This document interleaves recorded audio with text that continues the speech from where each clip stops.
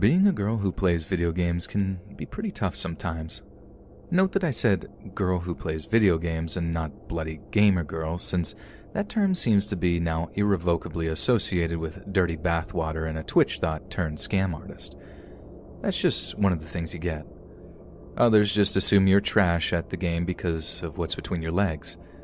The only time I ever get any real respect from guys is when I prove I'm actually good at the game we're playing. Not that all guys are like that. I'd actually say that most don't really care that I'm a girl, but when it gets bad, it gets really bad. And sometimes, that's all it takes to ruin the experience for me completely. But there was one incident that occurred while I was playing online that put me off gaming entirely for quite a while. This is the story of Twi'lek Zane. I met Twi'lek Zane one night on Sea of Thieves. For those that don't know, Sea of Thieves is an awesome multiplayer game where a crew of 2 to 4 players take control of their very own pirate ship. I was a huge fan of the Disney Pirates franchise when I was a kid. Still am, I suppose. So the idea of a game like that was hugely appealing to me.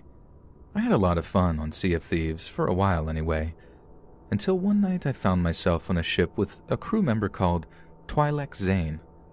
Zane, as we'll call him, was nice at first. He seemed a little surprised to find himself sailing with a real-life girl, but a lot of people are and just get over it pretty quickly. Zane seemed like one of those guys, kinda quiet but perfectly nice otherwise. He kinda faded into the background for the most part, being overshadowed by much louder, more extroverted crew members that ran around showing off their pet parrots and playing their musical instruments. At one point, after fighting a ship full of skeleton pirates, I needed to regenerate some health. So I go below deck to our little food barrel and pick out a few pineapples to nom on to get myself back to full strength. I made a remark to the guys about eating all the ship's pineapples and how it was making me hungry in real life. They asked what my favorite food was, and my reply is probably in line with like 80% of people everywhere. Pizza, I told them. This sparked off a little debate on ship when one of the crew threw the question out there. How do you feel about pineapple on pizza? Now, unlike most of civilized society, I actually kind of liked Hawaiian pizza. I just can't resist the whole sweet and salty thing that it has going on. But when I tell them that, this sparks off something of a mutiny. The 2 louder crew members start laughing, and one even jumped off the ship, saying he refused to sail with someone who liked pineapple on pizza. It was funny, sure. We had a few laughs. All the while, Twi'lek Zane stayed quiet, not saying a word as we had our little bit of banter. About 45 minutes go by, and I'm getting hungrier and hungrier, so I tell the guys I'm about to jump off to go make some food and that I'd be back on afterward. Then I hear my doorbell. Luckily, my flatmate was home, so I didn't have to worry about rushing off to answer it. So I don't really take much notice of the exchange I can hear through my bedroom door, but I did start to take notice when I heard my flatmate's footsteps coming up the stairs to my room. As she opens the door, I slide off my headphones and there stands my roommate with a pizza box in her hands. It was a godsend to trust my BFF to just know when I was hungry. Or at least, that's what I thought. I was so hungry that I actually cut her off and asked her if I could have a slice of her pizza, as I was absolutely ravenous. She looks confused, then says she was about to ask me the same thing. I'm beyond confused at this point, so I ask the guys on Sea of Thieves to hold on a minute. I mute my mic, then turn back to my friend.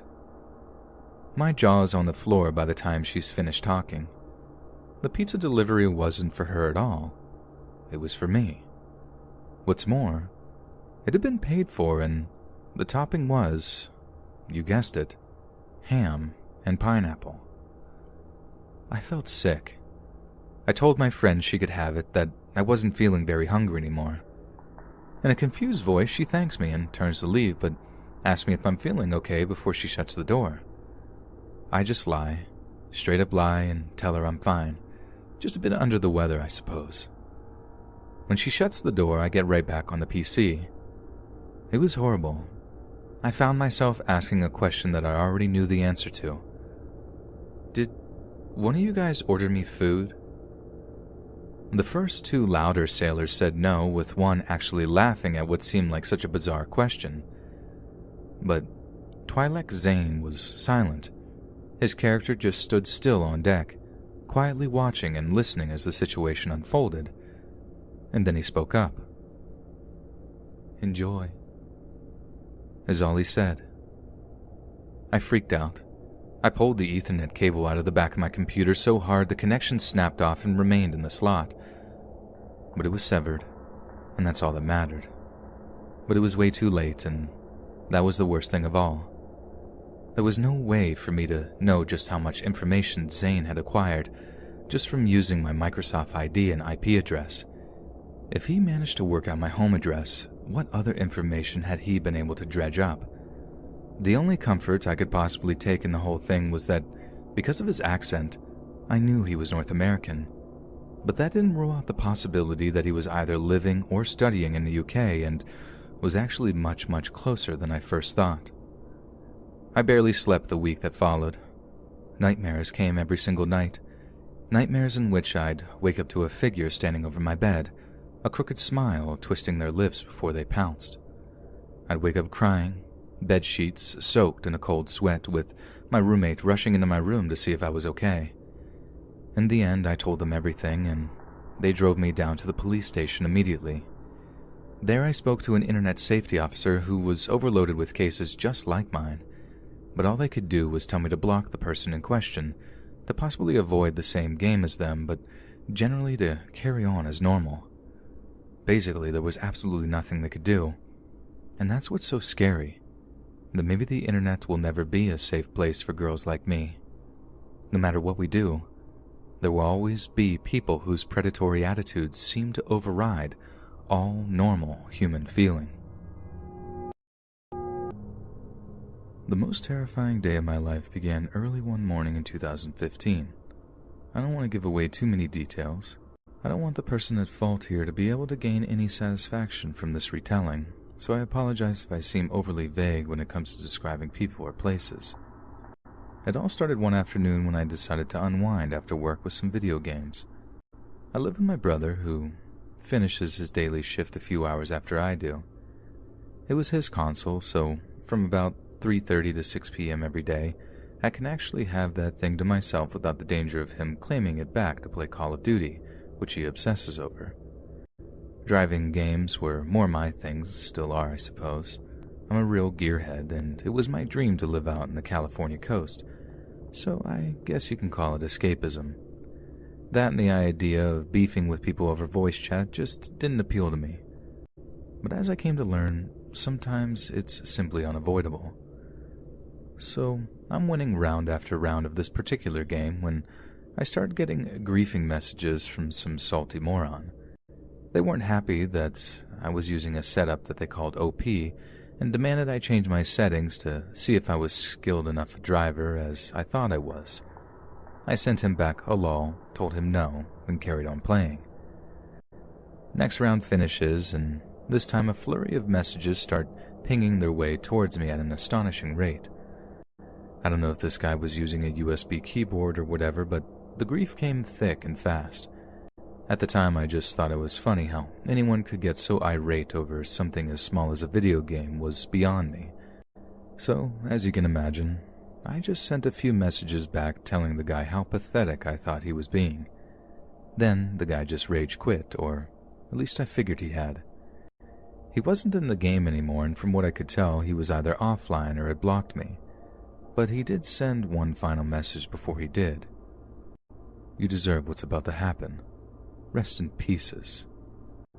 I have to admit, this did creep me out a little.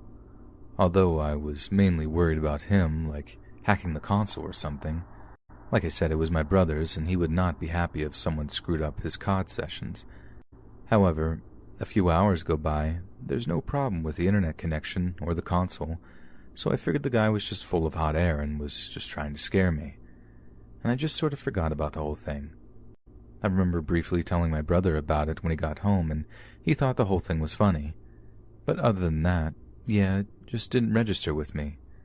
We had dinner, watched a little TV, shared some beers, and then went to bed, the usual routine. The next thing I remember was being shaken awake by my brother.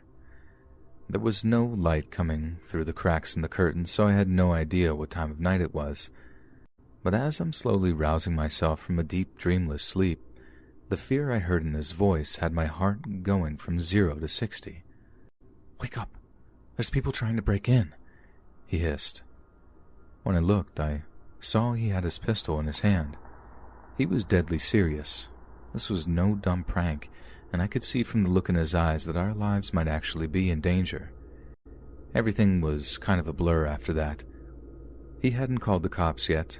He'd rushed into my room right after he grabbed his gun, so that was the first thing I did. I grabbed my phone and immediately called 911. It's in the middle of explaining to the dispatcher that we were in the middle of a home invasion that I heard my brother scream something about the guys outside being armed. They sent me into overdrive. I was pleading with the woman on the other end of the line to send help, but when I told her our street address, she seemed to get all cagey. Right when I was panicking the most, she asked me to hold the line. Instead of reassuring me anything to let me know the help was on the way, she literally said, "Hold the line, please, sir." And then silence. Silence until I heard the shots, 5 of them to be exact, something that's completely burned in my memory. The distinct pop, pop, pop, pop, pop that I described to the police over and over again.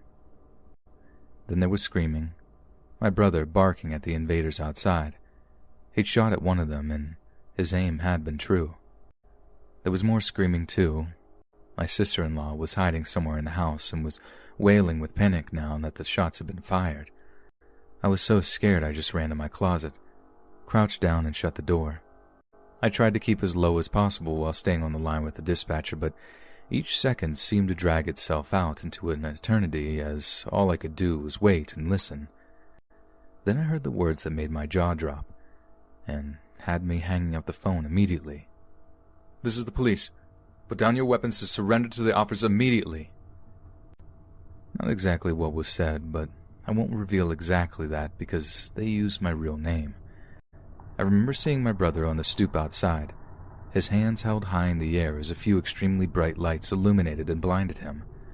I was convinced they were going to kill him. I mean, the shots he'd fired, the ones I thought were aimed at some violent intruder, he'd shot at the freaking cops. Not just shot at them either. He hit one. I know he did. A bunch of times, too. As far as I was concerned at the time, he'd killed a cop, and how was he not dead himself? They arrested my sister-in-law and I and took us down to the station. I had no idea what was about to unfold. I was convinced my brother was about to get life in prison for killing a cop. But the truth of the matter and how that situation ended was something I never could have expected. We came to find out that my brother was facing absolutely no charges. None. He had fired at a cop, and I was right, had in fact hit them, but was still facing no charges. It was all because of that video game I'd been playing. The salty guy who was messaging me had somehow found out my IP, then used that to pin down my social media details, which he then used to find out my address. Then he waited until the following morning to swat us, which he did so with horrifying efficiency. Long story short, because the cops hadn't followed protocol and announced themselves properly, my brother had no idea it was them, hence why he opened fire in the first place. The cop he shot was wearing a state-of-the-art bulletproof vest, military style with armor plates. Each round hit the plate, so other than some bad bruising, the cop was able to walk away. That night was probably the worst experience of my life, but I still play video games. Whoever it was that almost ruined our lives will never have the satisfaction of thinking he had put me off gaming. I still play, every night almost, and I will continue to do so as long as I'm able.